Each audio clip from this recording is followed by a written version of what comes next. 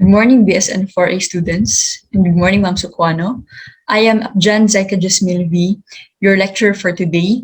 And for now, I am to talk about leadership theories. Now, let us ask ourselves if we have remembered something about the previous report. To recap, Mr. Ehe talked about the first 5 theories. First is the great man or trait leadership theory, which the leader must possess intelligence, confidence, sociability, and charisma. Next is the behavioral leadership theory, which suggests that the success of a leader is based on their behavior rather than their natural attributes. Next is servant leadership theory, which the advantages are high morale, engagement through collaboration, and strong ethics. Next is the motivational leadership theory, which is the study of understanding what drives a person to work towards a particular goal or outcome. Then lastly, the situational leadership theory, which the leaders adopt different leadership styles according to the situation and the development level of their team members. The overview of this whole session: every company, no matter what industry they're a part of or how big they are, needs good leadership to be successful. Good leaders are a vital part of effective business practices. One example of a company that needs leaders is particularly the hospital, specifically the nurses. The ever increasing need to improve the quality of care in our healthcare system calls for effective leadership in nursing. Nursing leadership is an important tool in improving individual patient care and the health sector in general. So this is why there is a need for us to study and learn and watch the session because it tackles about leadership theories, namely the interactional leadership theory, charismatic leadership theory, transformational leadership theory, transactional leadership theory, and contingency leadership theory. These concepts are the scope of this session. For the goals and objectives of this session: general objective. Within the session, the BS and 4A students will be able to comprehend the 5 leadership theories, namely interactional, charismatic, transformational, transactional, and contingency. Specific objectives include: A. Review the previous report discussed, especially the first 5 theories. B. Define what is leadership. C. Enumerate the 5 leadership theories, namely interactional, charismatic, transformational, transactional, and contingency. D. Discuss various concepts of each leadership theory. E. Participate on the exercises prepared. F. Construct questions and concerns in connection with the leadership theories. And lastly, relate the learnings gathered in this session towards daily life. Before diving into our main topic, let us ask ourselves first, what is a leader?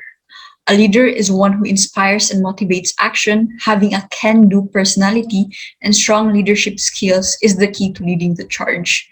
Because of this, leadership theories come to life. These are the explanations of how and why certain people become leaders.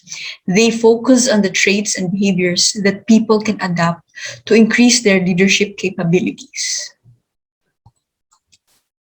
These are the 5 leadership theories to be discussed. But trivia first, leadership theory came to light in the year 1900 and up to the present. But the scientific study of the leadership did not begin until the 20th century because strong management skills were historically valued more than strong leadership skills. And to better understand your views about leadership, it is necessary to look at how leadership theory has evolved over the last century. First up is the interactional leadership theory that began 1970 up to now, the present. The basic premise of this interactional theory is that leadership behavior is generally determined by the relationship between the leader's personality and the specific situation. This theory acknowledges that a leader's behavior is determined by their own personality and the situation in which they find themselves. These situations can exhibit any one or more elements. The situations include circumstance, events, people, outside influences, such as rules and regulations. Leaders, just like others, respond to a complex environment in which many elements react. Thus, reactions are not always constant because of these following reasons. First is complexity. People themselves are complex. And motivations, they change over time. Objectives evolve, and the nature of task, ability, experience, and emotional intelligence all play their part. For one concrete example of interactional leadership theory is this picture. The left picture, a leader would need to be loud and assertive if they had a large group of young children to instill order and control. But in the right picture, when leading a smaller group of elite athletes, the leader could use other personality characteristics such as approachable and cooperative. It depends on the situation. Next is the charismatic leadership theory, from the word charisma. It puts the spotlight on the leaders themselves. It was developed by the German sociologist Max Weber. So valuable within organizations because charisma has been associated with leadership for centuries and divine as a divinely conferred power of talent. Then charismatic leadership is defined by a leader who uses his or her communication skills, persuasiveness, and charm to influence others. Charismatic leaders, given their ability to connect with people on a much deeper level, are especially valuable within organizations, especially those who are facing crisis or are struggling to move forward. So example of this is like in the picture, Winston Churchill. The key characteristics of this charismatic leader is first, strong communicator, empathetic and reliable, confident, motivational, lastly, engaging and charming, optimistic, positive in all ways. So example of this is the famous Mahatma Gandhi. In the picture, others, Winston Churchill, Mahatma Gandhi, Adolf Hitler, and Nelson Mandela, are some examples of charismatic leaders from the past. They all had a huge following and were able to influence a large section of society to bring about positive change. These charismatic leaders carried great responsibility and showcased a long-term commitment to their values and vision in which they fully believed in. The third theory is the transformational leadership theory. It is a theory that used by managers and other influential figures that emphasizes vision, empowerment, and support to inspire followers toward action and change. It emerged to understand the unique qualities of a motivational leader. Four types of this theory is first the intellectual stimulation. The leaders encourage followers to innovate and to form new ideas for the organization and themselves. Example of this is the leaders can create a work environment that's more open and collaborative, which helps employees achieve new goals. Next is the individualized consideration, which actively work to know each of their followers as individuals. Example of this is acting as a mentor. Leaders encourage managers and employees to support each other as well. That way, teams can share ideas and recognize each contributions from each member of the group. Next up is the inspirational motivation. It takes the leaders time to understand where they are and where they are headed. Example of this is leaders use motivational techniques like communicating transparently, setting a clear vision, and recognizing accomplishments. Lastly is the idealized influence. Leaders have substantial influence over the company, which the team members are able to trust and respect.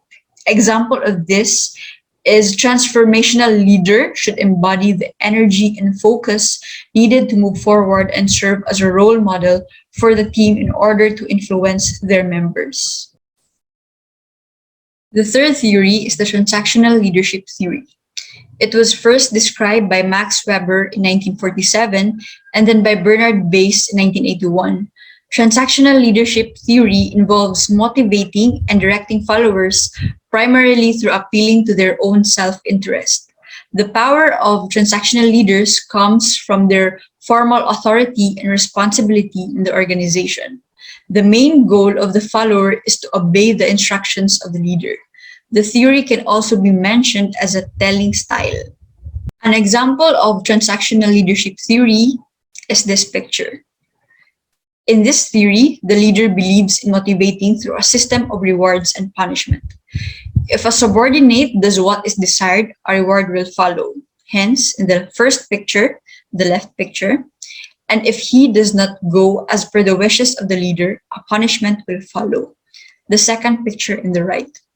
Here, the exchange between leader and follower takes place to achieve routine performance goals. Last theory is the contingency leadership theory. This theory supposes that a leader's effectiveness is contingent on whether or not their leadership theory suits a particular situation. According to this theory, an individual can be an effective leader in one circumstance and an ineffective leader in another one. To maximize your likelihood of being a productive leader, this theory posits that you should be able to examine each situation and decide if your leadership theory is going to be effective or not. In most cases, this requires you to be self-aware, objective, and adaptable. So the example of this last theory. So consider a project manager named Shaira, or whatever name you like. So she finds it much easier to communicate in writing rather than in person. So she usually encourages her team by sending them thoughtful emails at the end of every week. However, there is a new employee in the office who is not very receptive to written communication. To connect with this employee, Shaira will need to either make an effort to change her method and encourage this employee in person, or she will have to assign this task to assistant manager. In this very example, Shaira is not a chronically ineffective leader. She is a good leader who is facing an unexpected challenge. If Shaira accepts the fact that she will need to adapt to her situation instead of trying to force her usual methods, she can still be a highly productive leader who encourages her team effectively. So this is an example of the contingency leadership theory. Heads up guys, there will be an exercise. It will be a 10-item written quiz. So it's very much easy. It's as easy as eating peanuts. So if you just listen to me earlier, therefore you can pass this test or even ace it. Thank you. To summarize this all up, leadership theories are the explanations of how and why certain peoples became leaders. 5 of these theories are namely, first is the interactional leadership theory, which talks about the basic premise that leadership behavior is generally determined by the relationship between the leader's personality and the specific situation. Next is the charismatic leadership theory, is a theory that puts the spotlight on the leaders themselves, thus charismatic leadership. The next is the transformational leadership theory. It is a theory used by managers and other influential figures that emphasizes vision, empowerment, and support to inspire followers towards action and change. Next is the transactional leadership theory that involves motivating and directing followers primarily through appealing to their own self-interest. And lastly, the contingency leadership theory is where an individual can be an effective leader in one circumstance and an ineffective leader in another one. After this discussion, I just wanted to leave you a question to reflect on, to ponder on.